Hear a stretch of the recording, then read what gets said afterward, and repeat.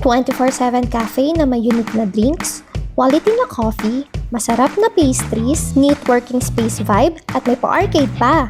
Dito nga lang yan sa Brookside Lane sa General Trias, Cavite. At sobrang lakas nga makaproductive ng vibe ng coffee shop na to. Yung tipong sa linis at ganda talagang sisipagin ka sa ginagawa mo. At napakarami nga nilang choices ng drinks dito from refreshment, coffees, at syempre pastries.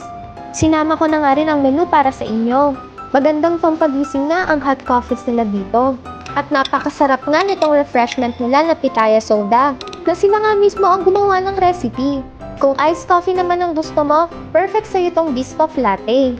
At napaka-fresh nga rin ng croffles nila dito. Sobrang tama lang ang pagka-toasted sa labas at sobrang lambot ng loob, plus overloaded pa sa toppings.